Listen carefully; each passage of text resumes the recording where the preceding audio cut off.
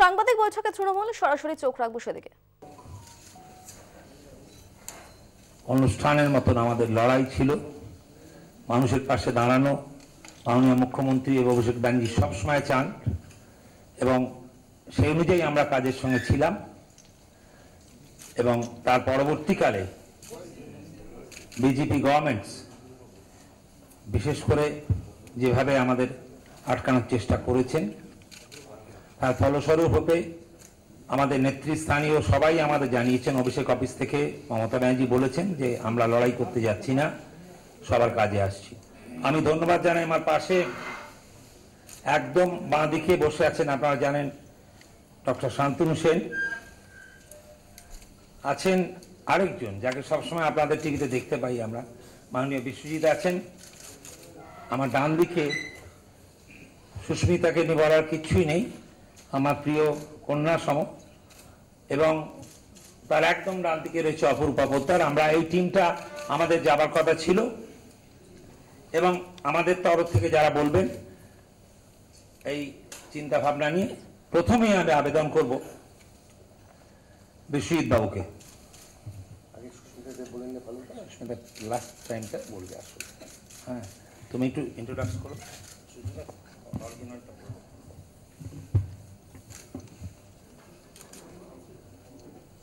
নমস্কার। প্রসূনবাবু তো আপনাদের কাছে আমাদের যাওয়ার উদ্দেশ্য এবং আমরা কেন যেতে পারলাম না সেটা ব্যাখ্যা করে বলেছেন। আমি আর সেটা রিপিট করতে চাই না, কিন্তু একটা কথা আমি বলবো যে আমাদের যাওয়ার ব্যাপারে কিন্তু কোনো রকম দ্বিধা ছিল না এবং আমরা কিন্তু যাওয়ার উদ্দেশ্যে। চোখ রাখবো এই মুহূর্তের বিস্তারিত খবরে। প্রথমেই আমরা চোখ রাখবো তৃণমূল কংগ্রেসের যে সাংবাদিক সম্মেলন, সেই সাংবাদিক সম্মেলনের দিকে। এবং অশান্তি হয়ে থাকে, এটা বিজেপির রেজিমে হচ্ছে। It must be put to an and.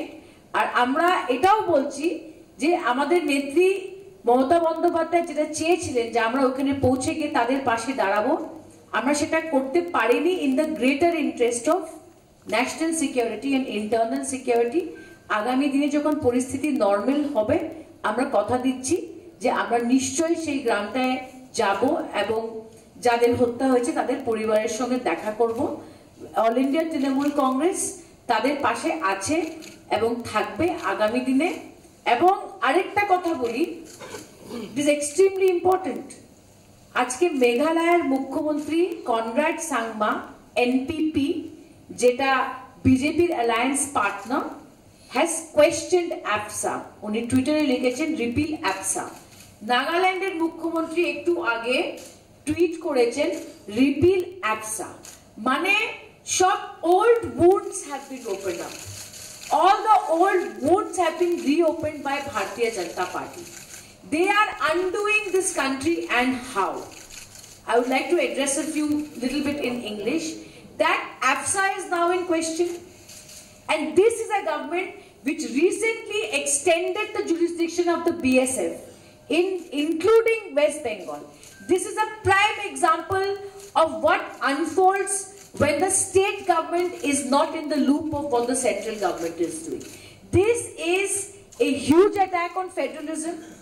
This is a huge attack on the peace of the northeastern states, and I condemn, and all of us in All India Trinamool Congress, we condemn this incident. We express our deep condolences for the people who have lost their lives. We wish all the people who are injured a quick recovery. And as our leader, Honorable Chief Minister of West Bengal and Chairperson of All India Trinamool Congress says, we stand in solidarity with the people of Nagaland. And what is most unfortunate is the lack of transparency on the part of the NDA government. Till today, we don't know what transpired in the border of Assam and Mizoram, where 6 policemen of the Assam police were shot at by Mizoram police. There's a closed-door meeting. In a democracy, there's a closed-door meeting. No, parliament doesn't know what is happening. State assemblies don't know what is happening. But this government is simply carrying on. We demand an independent judicial inquiry. We are aware that the Nagaland Chief Minister has set up an SIT to look into the matter and investigate the matter, but the truth must come forward and that report of the committee must be tabled. It must be tabled in the parliament and chief ministers of the state must be made privy to it. Once again, we deeply regret the incident that happened. Our head hangs in shame that civilians should be shot down by the armed forces. আপনাদের যদি কোনো প্রশ্ন থাকে, I'm happy to answer it. আপনারা কি AFSA প্রত্যাহারের কোনো দাবি করবেন? See, AFSA কিন্তু একটা অত্যন্ত sensitive matter. It is a question of national security versus internal security. এবং AFSA যখন লাগু হয় এবং AFSA যখন বাতিল করা হয়, এটার একটা প্রসেস রয়েছে যেটা গভর্নমেন্ট অফ ইন্ডিয়া ফলো করে। এটা অত্যন্ত দরকার। অমিত শাহজি উচিত ইমিডিয়েটলি নর্থ ইস্টার্ন স্টেটসের সব মুখ্যমন্ত্রীদের ডেকে একটা সভা করে আলোচনা করে এই সিদ্ধান্তটা নেওয়া উচিত। আর AFSA এরকম একটা জিনিস, AFSA এরকম একটা আইন বলতে গেলে যে প্রত্যেকটা নর্থ ইস্টার্ন স্টেট কিন্তু AFSA চায় না। ইটস এক্সট্রিমলি কন্ট্রোভার্সিয়াল এবং কংগ্রেস গভর্নমেন্টের সময়ও কিন্তু AFSA ছিল অনেকখানে। I am not saying BJP AFSA লাগু করেছে, আগে ছিল না। এটা একটা sensitive matter of internal security and national security. কিন্তু এই নাগাল্যান্ডের ইনসিডেন্টের পরে AFSA কিন্তু আরো কন্ট্রোভার্সিয়াল হয়ে যাচ্ছে এবং অনারেবল হোম মিনিস্টারের কাছে আমাদের দাবি ইমিডিয়েটলি নর্থ ইস্টার্ন স্টেটসের মুখ্যমন্ত্রীদের ডাকিয়ে AFSA নিয়ে একটা আলোচনা হওয়া উচিত। অ্যান্ড Amit Shahji এটা করা উচিত because every single chief minister is either from BJP or connected to the Bharatiya Janata Party. It must be resolved through dialogue. It must be resolved through dialogue and not domination of the northeastern states. কিন্তু তাই বলে আমি বলবো West Bengal all India Trinamool Congress যদি আজকে বলে দেয় যে AFSA উঠিয়ে দিন বা AFSA কন্টিনিউ করে, we are not privy to sensitive informations of national and internal security. How can we as a party give a stand on it? But a discussion with the chief ministers is imperative. The question that I would ask as a corollary, is, you may not commit directly in talking about whether you want to repeal the AFSA or not, but politically speaking, what is your take on this particular act? Whether it has served its purpose or whether it has been mostly misused? You see, unless when you analyze the legislation like you're asking me to, it is very extremely difficult to make a political statement, and I'll tell you why. Because whether a legislation has worked or not must be a subject matter of a thorough committee report. And flowing from what you're saying, I also think maybe that time has come for the government of India to actually set up a comprehensive committee to comprehensively look into whether AFSA is working in this country or not. If you can have a status of the minorities in the country's report, if you can have a report on the status of the scheduled castes, scheduled tribes, then I think it's time that this nation should also set up a high-powered committee to look into whether AFSA is working or not. It is absolutely imperative. So I would like to answer your question by a suggestion and maybe a demand that it's time to set up that committee. বলছি এর আগেও 144 তো ছিল, আসামে ছিল, হাতরাসে ছিল, লখিমপুরে ছিল, আপনারা গিয়েছিলেন, আসামে প্রবাবলি এয়ারপোর্টই আটকে দেওয়া হয়েছিল। তা আজকে কি হলো সেখানে 144 এর জন্য গেলেন না? আগেও তো 144 সত্ত্বেও লখিমপুরে গেছেন, হাতরাসে গেছেন।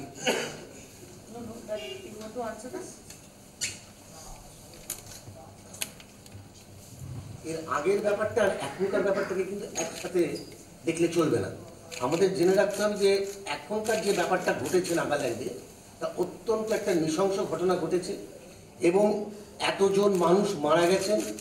এবং আমরা যদি যেতাম, আমাদের কাছে খবর ছিল যে জোরহাট বিমানবন্দর থেকে বেরোনোর পরেই আমাদেরকে আটকে দেওয়া হতো এবং আমাদের বিরুদ্ধে অভিযোগ তোলা হতো যে আমরা ওখানে পুরোপুরি একটা অশান্তি করতে গেছি এবং ওখানে জল ঘোলা করতে গেছি এবং রাজনৈতিক ফায়দা নিতে গেছি।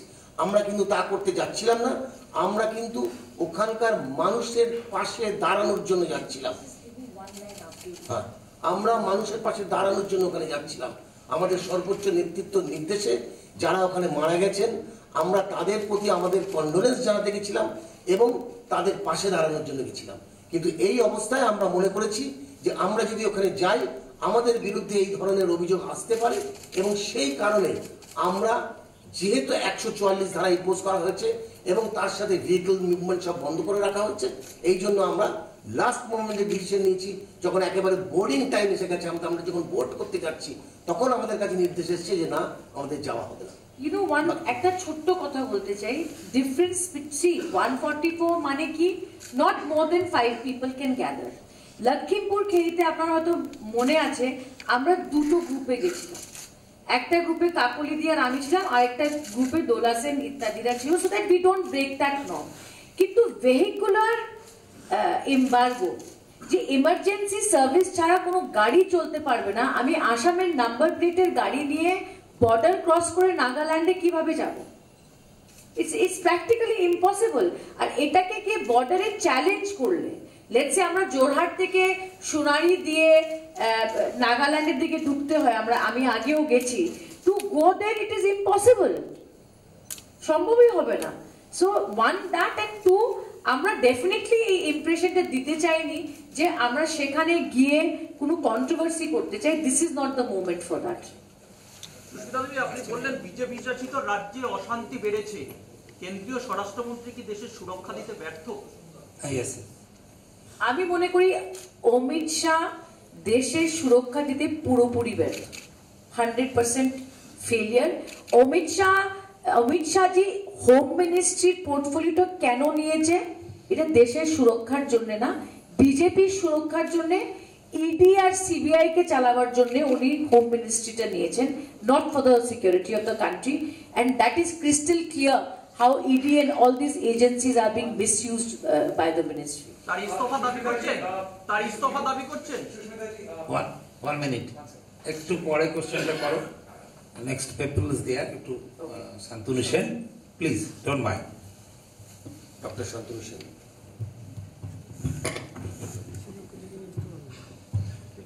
ধন্যবাদ। Good afternoon everybody. ইতিমধ্যে আপনারা পুরোটাই শুনেছেন, আমি শুধু কয়েকটা পয়েন্ট অ্যাড করতে চাইব। গতকালের ঘটনা আরো একবার চোখে আঙুল দিয়ে দেখিয়ে দিল, গ্রামবাসীরা তাদের বডি রিকভার করতে এসে সেই সময় পর্যন্ত তাদেরকে মারা হয়েছে। যেটা আগের আমাদের লিডারশিপ বললেন, আমাদের না যাওয়ার কারণ, আমরা কোনোভাবে ভারতীয় জনতা পার্টিকে এই বলার কথার সুযোগ দিতে চাইনি যে তৃণমূল কংগ্রেস নেতৃত্ব এসে এখানে ল অ্যান্ড অর্ডার ভায়োলেট করেছে। আমরা মৃত্যু নিয়ে রাজনীতি করার জন্য মমতা বন্দ্যোপাধ্যায়, অভিষেক বন্দ্যোপাধ্যায় আমাদের পাঠাচ্ছিলেন না। আমরা প্রত্যেকটা ঘটনায় যেখানে মানুষ বিপদে পড়ে তৃণমূল কংগ্রেস সবার আগে গিয়ে পাশে দাঁড়ায়।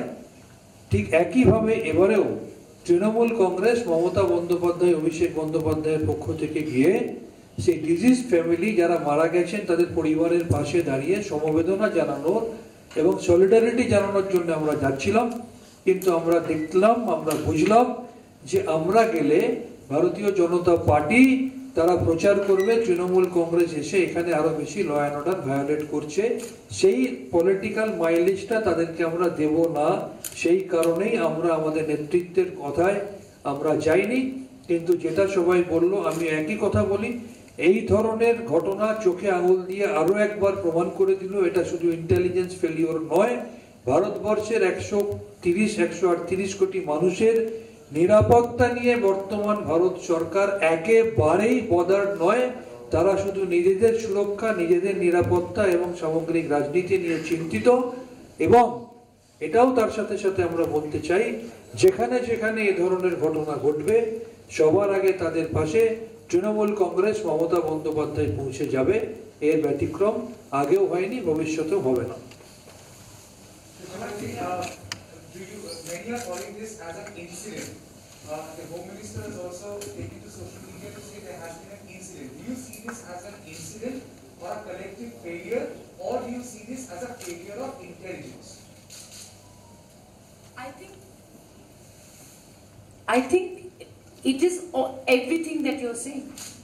Today, if there's an intelligence failure where it leads to the killing of civilians, where is the accountability? According to me, Mr. Amit Shah should tender his resignation. 14 civilians killed, 1 soldier killed, whether it is failure of intelligence, it has to be collective responsibility in a democracy. Believe me, in any other country or in any other government, this calls for the resignation of Mr. Amit Shah. Will he do it? Do these lives matter, like Dr. Sen said? If these lives matter to this government, then Amit Shah should step down on this issue. That's what we think.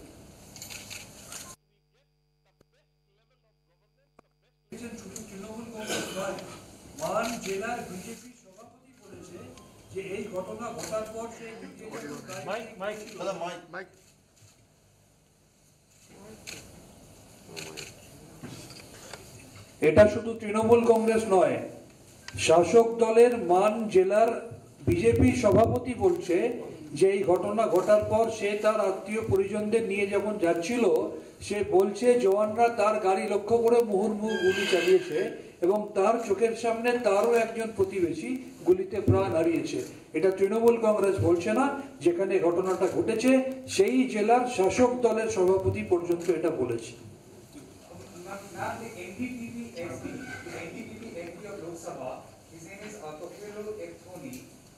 Which state?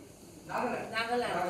Achha, NDPP. They are the ally of BJP, part of the government, but he in the floor of the House, in the floor of Parliament today, has said that AFSPA doesn't give the right to armed forces to kill people indiscriminately. The AFSPA issue has been raised by BJP allies.